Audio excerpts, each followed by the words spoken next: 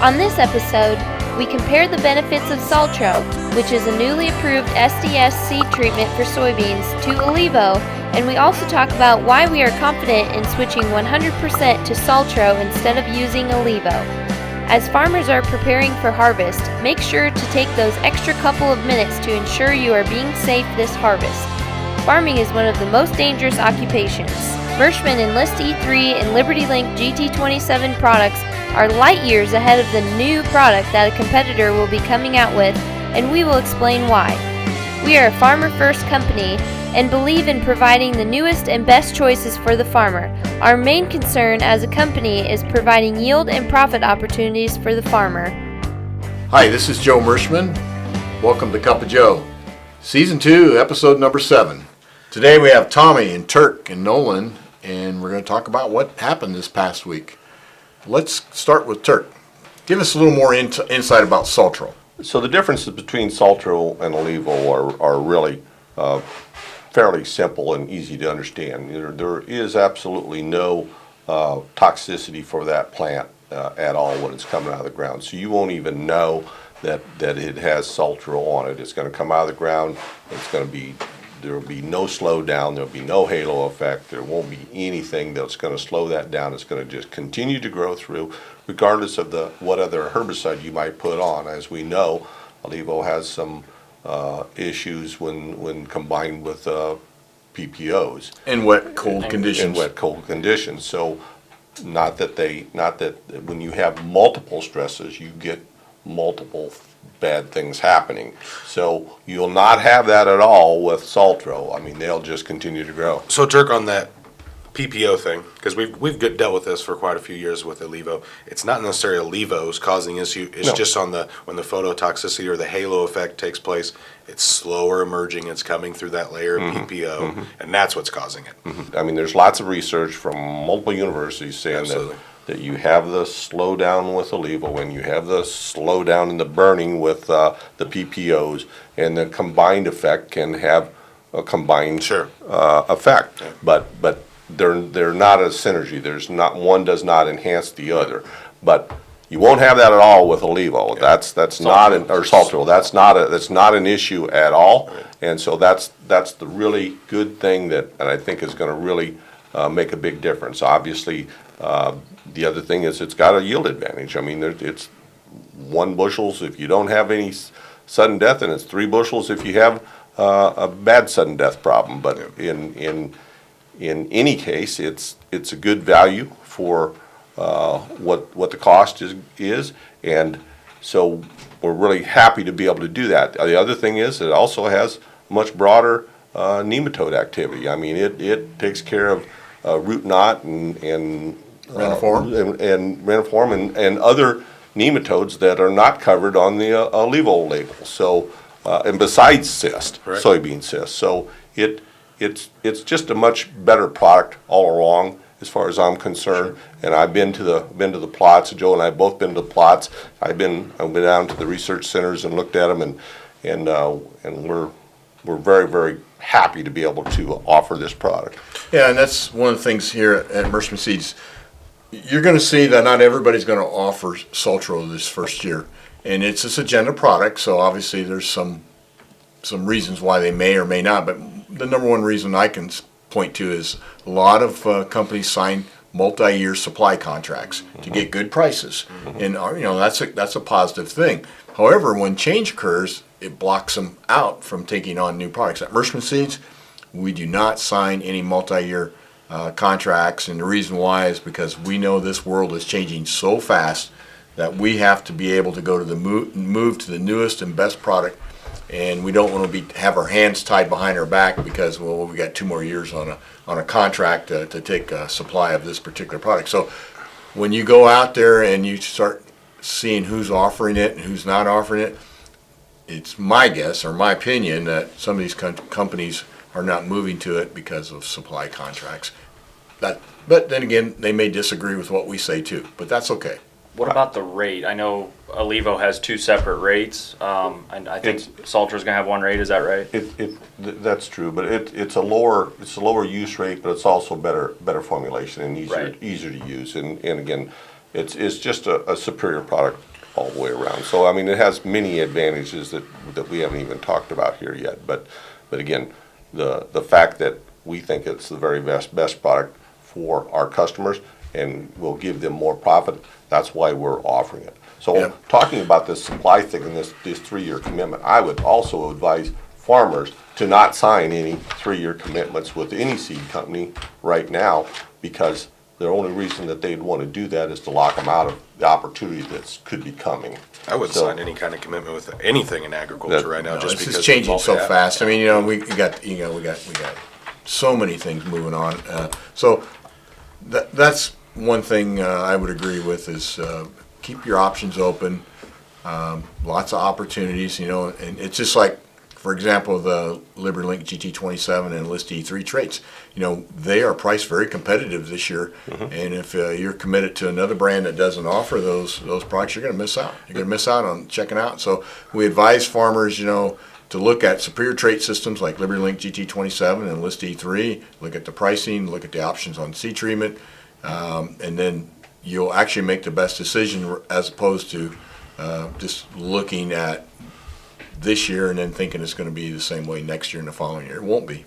Joe, I was talking to a customer the other day at a field day, and he was saying, well, the reason you guys don't have ILeVO anymore is because, we don't work with BASF or Monsanto as closely as what we did before. And I said, actually, that's not true. I mean, BASF, we can work with them if that's what we like to do. And if ILeVO was a better product in our eyes than Saltro, we'd have ILeVO for everything. Correct. It's not that we're trying to play games. We just feel that Saltro is a better product, just like how we turn over our soybean lineups. If there's a better product out there that replaces the old one, then we do that. It's Exactly. it's not politics at Merschman. That's our philosophy. That's right. It's farmer first. Farmer first. In other words, we firmly believe that the profitability of the farmer is our utmost concern. And so we need to change in order to provide that opportunity to make that profit. Yeah. And that's exactly right, Tommy. I mean, and we work very closely with BASF because of LibertyLink GT27. We'll be pushing the Elite 27 herbicide when it gets a label, Absolutely. which is the the version of Balance that will go on the LibertyLink GT27 as a pre-emerge. So we just have disagreements in certain areas, and this is one of them. Is on the seed treatment side, but that's not going to stop us from making the best recommendation. We are an independent company. We're not owned by a chemical company. We don't have to make chemical recommendations. We don't have to sell a certain brand of chemicals, and that gives us a huge opportunity when talking to farmers to be more fair and balanced, I think. Yeah, when they see these, and I told the guy the same thing, and he kind of really respected that. He backed up a little bit, and I told him, and then by the way, when you see the Petri dish slides of Saltro versus ILeVO, I mean, that's a night and day difference. And what Tommy's talking about is the Syngenta folks have taken one seed and had ILeVO on it and put it in a Petri dish and surrounded it by sudden death Fusarium fungus. And then they did the same thing with Saltro. And then you see what kind of barrier that seed treatment can create when the fungi is all around it. And the Saltro, it's a very, very strong, very active product against sudden death fungi. We'll see if we can get that video and post it on our website. Yes, that would be awesome. Yep. Because once you see all the advantages that it offers, and we were one of the strongest proponents of ILeVO when it first came out. I mean, We were the first to talk about it in a lot of areas. I mean, we waited for 3 years for the label on that product, but now we've progressed another step forward, and we're glad we had ILeVO, and it's a great product, and farmers that have been using it, I know, I can tell you firsthand, we had a farmer north of town, some of the best ground in this county. He raised 30 bushel beans one year because of the fact he had sudden death so bad, and it was so heartbreaking to see a farmer raise 30 bushel soybeans on ground.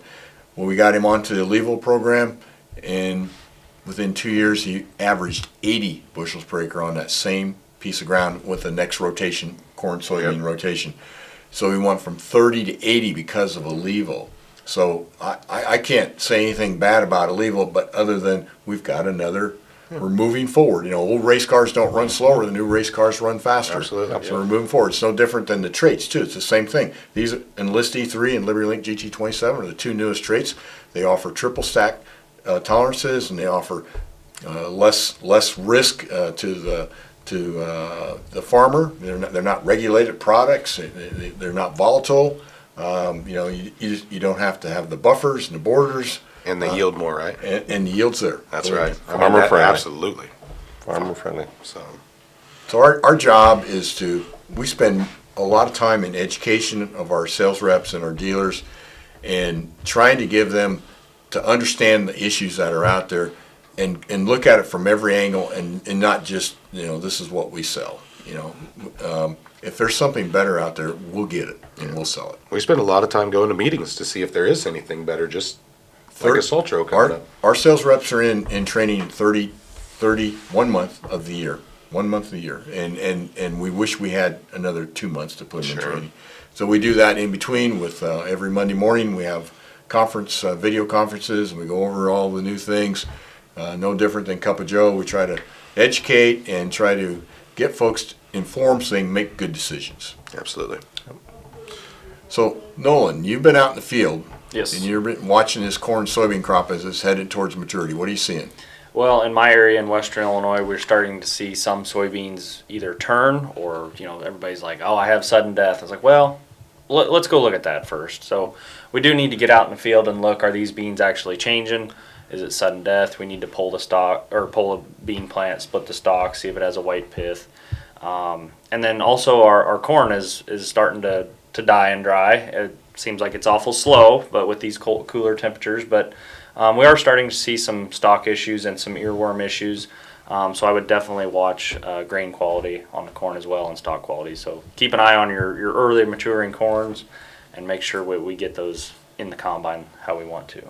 So the combines are coming out of the shed, and guys are getting ready, working on them, getting the dryers tuned up because it looks like it's going to be a wet crop. Yep. So I want to talk about that a little bit, Joe, because again, we know we're going to be handling higher moisture corn than what we're used to, and so that requires more everything from demand on that combine and everything else. So make sure that combine is ready to go. Make sure that you've got all your RAS bars on your cylinders and everything are in tip-top shape, because you're going to be grinding things a whole lot more than what you're used to, because you're going to be combining wetter corn. And we talked a little bit last week about how the moisture or the temperatures in September are you can expect 4.5 points a week dry down in September normally, because we're so late, we're going to miss a lot of that opportunity.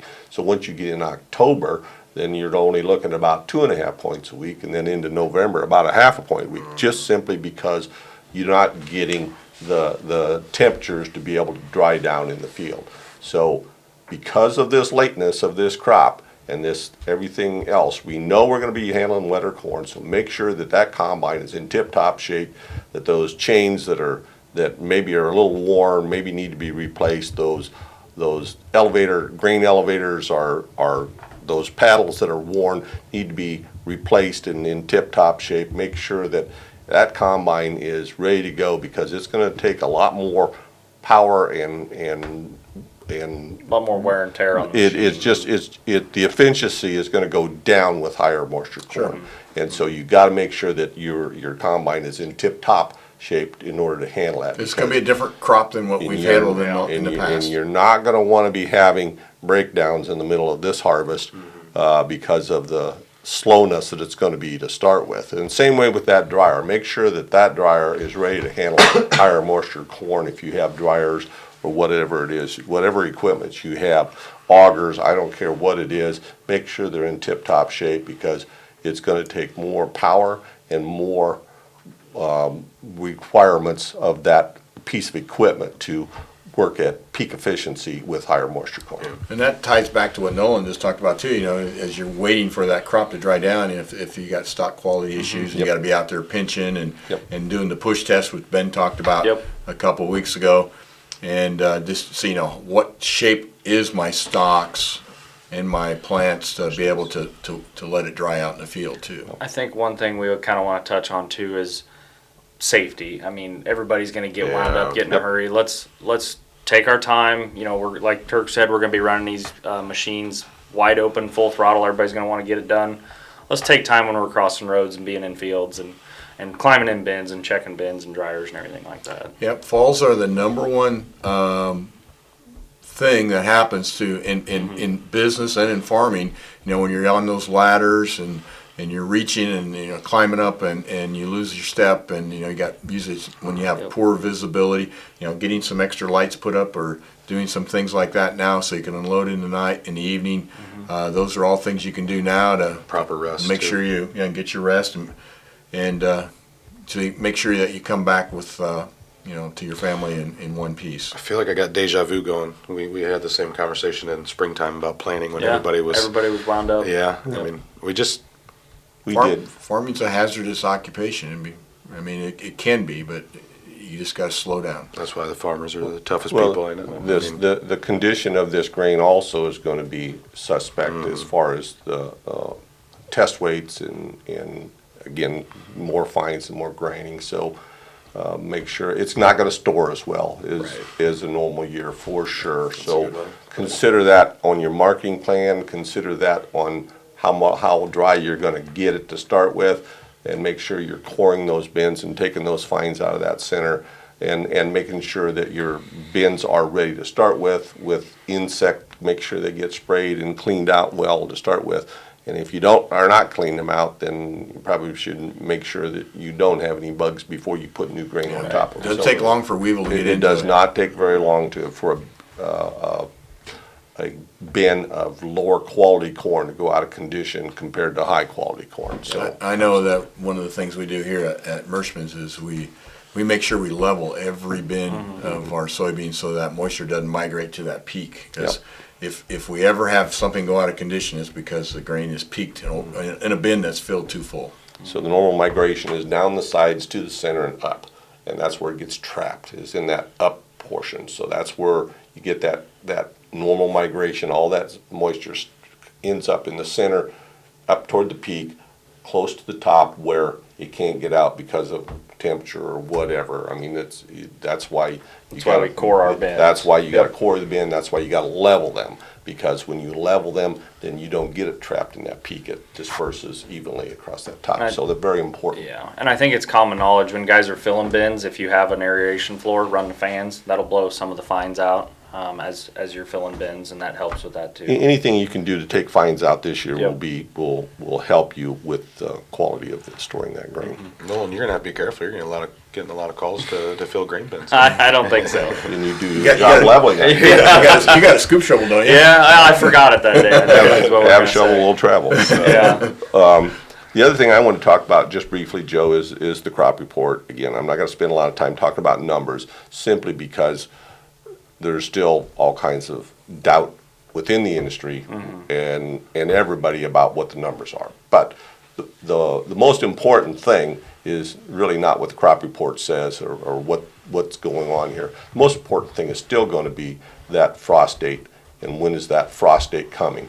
Because that'll be a market mover one way or the other when we get a firmer, as we get closer to that end of September. What is that frost date? Because we know that we need another 2 weeks to 3 weeks in most cases for most crops, both whether it be corn or soybeans, to get these things matured. So soybeans, I'm really pleasantly surprised on how they're coming along, looking really good. And with these recent rains, I mean, I think we're going to have some pretty darn good yields on these soybeans, believe it or not. Yep. So, but on the corn, you know, we discussed all those things. So again, that frost date is the most important thing, is what the trade's going to be focused on, and so make sure that that everybody's kind of watching that.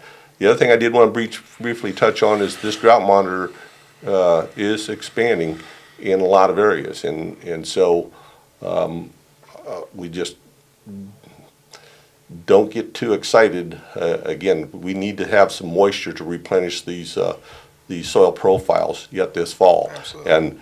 And so if we don't get that, that's going to have a reflection on next year.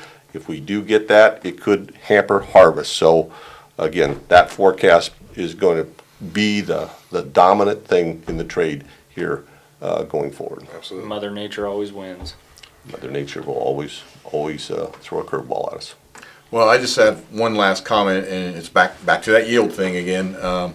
I wanted to point out that when we run into that yield concern about the LibertyLink GT27s and Enlist E3, we want to reassure our customers that the same folks that have been breeding our soybeans for the past 51 years are doing it, that bred the LibertyLink GT27 and Enlist E3.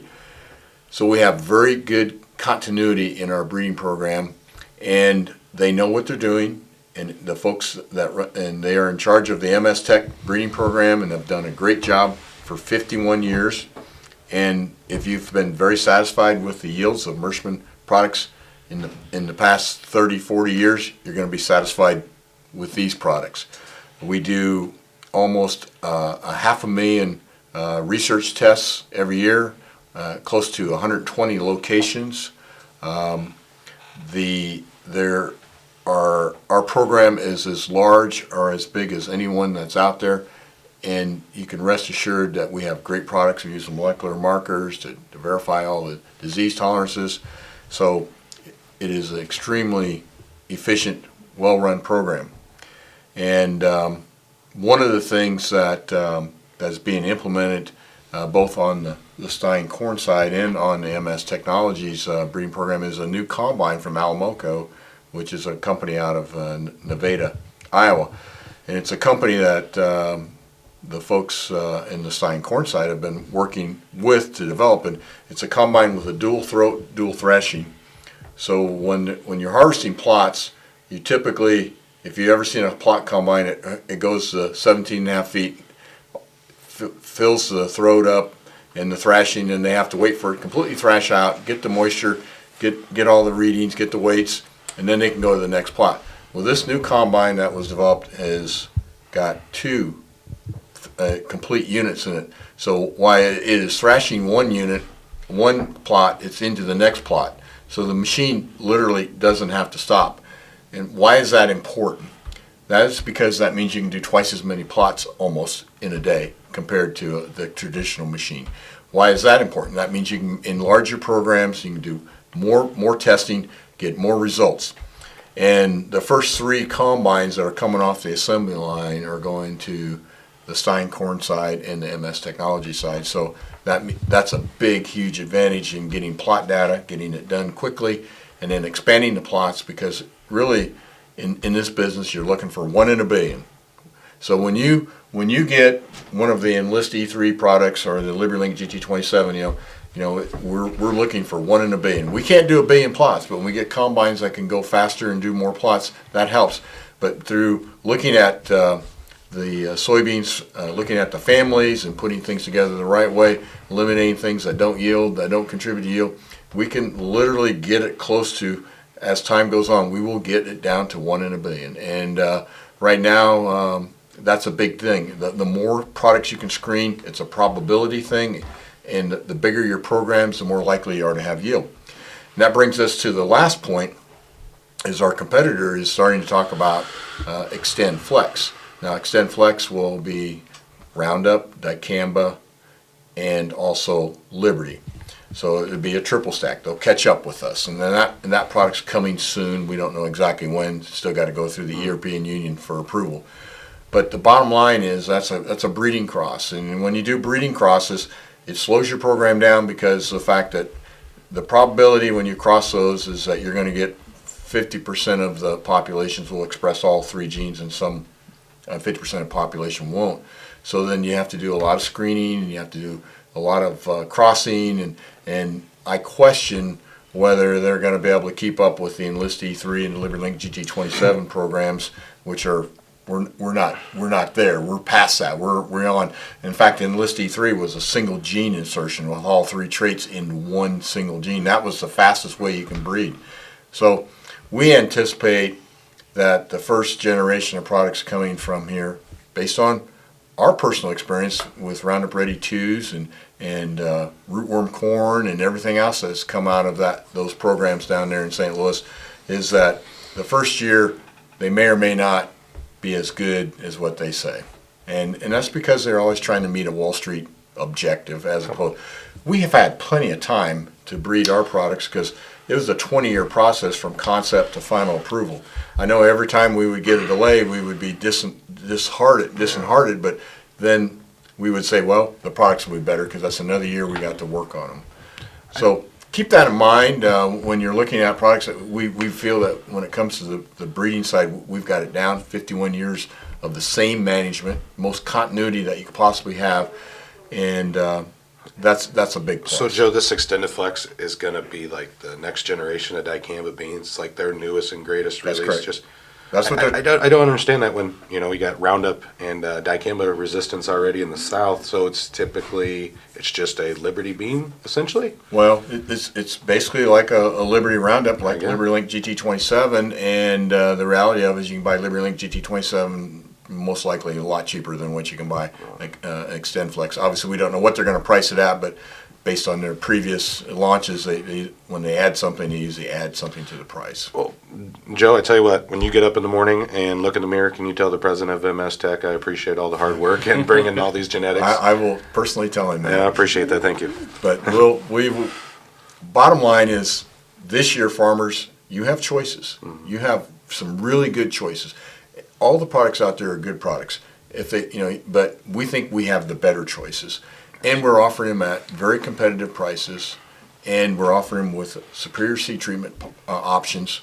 And at the end of the day, the yield on your farm is all we care about, and that's what you care about too. And that's the only thing that's going to keep you in business is the higher yields.